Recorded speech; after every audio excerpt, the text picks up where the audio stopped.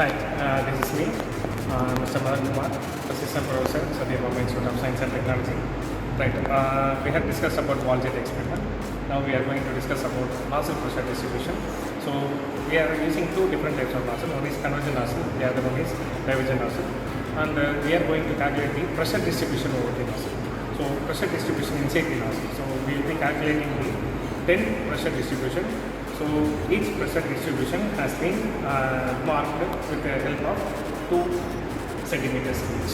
So we will be providing the 2 centimeter each of static force, and we are going to find the overall pressure variation across the section. So across the section means we have a cut section. So in the cut section we are going to measure the static pressure distribution. So with the help of defining this, what we can able to justify is that for any kind of subsonic force or convergent nozzle, okay, so this will be experimented as a nozzle, right? For divergent, okay, it will be behave as an for divergent section, it will be behave as an pressure increasing section. That is said to be called as divergent diffuser. So for nozzle, it is a convergent nozzle, and for a divergent section, it will be acted upon as a diffuser section. So for diffuser section, pressure is increasing. For nozzle section, pressure is decreasing. So we are going to justify here whether the pressure is going to decrease. Okay, with the help of this experiment, and then we can also going to predict the losses over it, and then what will be the total head loss. So it can be measured with the help of the velocity variation with the help of the petastat, right? And we will be going to find the coefficient of velocity variation with the help of the velocity variations from the orifice plate to the outermost atmosphere jet flow velocity jet mass, right? So let us see the experiment. So here we have to connect the experiment, that is we have to switch on the power cable, and then we have to turn on the mobile now. And here I have set the voltage for 80 volt. Okay, so for this 80 volt, I am going to calculate the value of H1 H2 of the mercury column, and then H1 H2 of the petastat tube. So this is the petastat tube. We will form the center core. So with the help of petastat tube, we will be going to calculate the jet flow velocity, and with the help of mercury manometer, we are going to find out the value of the orifice plate velocity variation, right? And then here I am going to show you the number of convergent cuts. Okay, so in this convergent, we are having the 10 ports. So in this 10 ports, each of 2 centimeter difference, okay, we are going to find the value of its pressure distribution with the help of multi-tube manometer, which are arranged in series, right?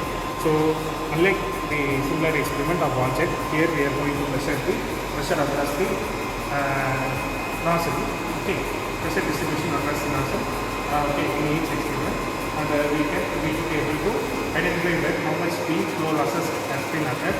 So due to this impact of static force variation, and then we are going to calculate the pressure fall. So how much is the pressure fall for this particular voltage setting, right? So the employer has been done, now the flow has been entered into the setting chamber, and in this setting chamber we are providing the convergent nozzle section. So this convergent nozzle has been fitted to the cables. Now we are going for the experiment now. So I am going to calculate the value of orifice plate here. So the value of H1 has been given here. So the H1 is around 15.8, and then H2 is around 15.5. So 15.8 and 15.5. So I can note down the value of H1 and H2. So 15.5 and then 15.8. Okay, so we could able to calculate the value of H directly and then Q directly, and the velocity of the orifice has been noted as 16.39, right? You will see that. And then the velocity the value of H1 is 19.5 and H2 is 21, and it has been entered here, and the velocity head for this H1 H2 variation, okay, will be found to be having 15.5. See here we are having the 16.39. So how much will be the velocity variation? So the orifice velocity is having 16.39, and this is supposed to be 15.5. So we will be counting discharge position as well as velocity position is said to be decreasing due to these tubes. So we are providing the hollow tubes. So how many hollow tubes? 10 hollow tubes for this convergent section. So due to these losses will be happening, and the loss position has been find out with the help of these velocity ratios. and we could able to find out the pressure reading now. So now I am going to calculate the pressure here. So for this I am going to note out the pressure 1 here. So pressure 1 is 19. So pressure 1 is 19. So 19 centimeter. First I am entering here, and then pressure 2. So pressure 2 is 18.9. So pressure 2 is 18.9. Okay, and then pressure 3. So pressure 3. Pressure 3 is so 18.8. So 18.8. See, the pressure of the liquid column are decreasing here, right? So it will keep on there. And then H4. So H4. So H4 is, yeah, here we have a little bit increase in its variation. So it is 19.1. So if we have 19.1 there, right? And then H5. So for this H5, 1, 2, 5. Yes. So for H5 we will be having 19. So again 19. Right? And then for H6, so 1, 2, 3, 4, 5, 6, H6. So H6 will be 19.1. H6 will be 19.1. Okay. And here H7. So 1, 2, 3, 4, 5, 6, 7. So H7 will be 19.3. So 19.3. Right? And then H8. So 1, 2, 3, 4, 5, 6, 7, 8. So H8 is said to be 19.5. H8 is said to be 19.5. Right? And then H9. So H9 is last before. So last before is 19.3. And then last one is 19.5. So 19.3, 19.5. So we will be look around the pressure distribution calculation directly. So what is the value of here? So you will found that 1.5 megapascal. So 1.5 megapascal. So we will be having the equal pressure distribution at the initial. We have the decreasing pressure, and then there is some level of increasing pressure after that, and again decreasing pressure. Right? So this is the which we are going to demonstrate the value of pressure distribution for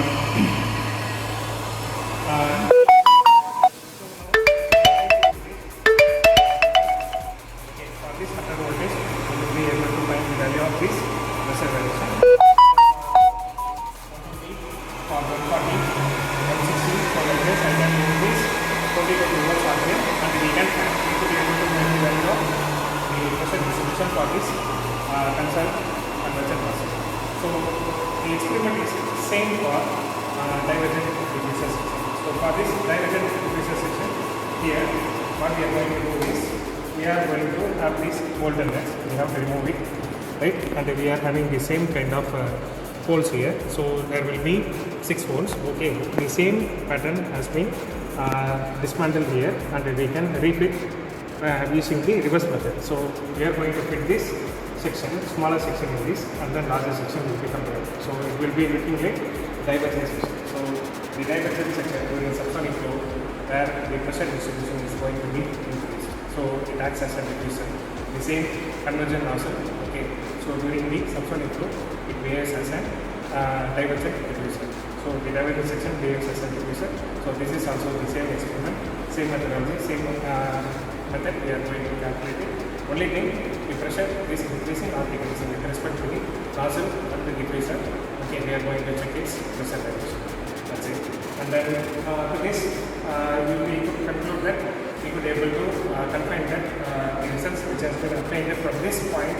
Okay, we could be able to know about the pressure distribution. So by studying this experiment, you can also design on your convergent section and the divergent section, provided that you can have your own variation of inlet and outlet and area variation, and then internally you can produce some of the frictional elements, and you can also show the friction factor with respect to different friction factor. Okay, you will be able to calculate the wall pressure distribution of the convergent nozzle as well as divergent diffuser. Right? So after this, the experiment demonstration has been finished. So we have to calculate For another voltage of 100, 120, 140, 160, 180 to 200. For remaining voltage, okay, the readings have been tabulated and those readings has been given to you. You have to work it out and you have to calculate the value of pressure distribution for the remaining thing. And then for this pressure distribution, you have to calculate the linear graph. So the linear graph is there. So here we have the initial point as 0 and then at the end point we have 20.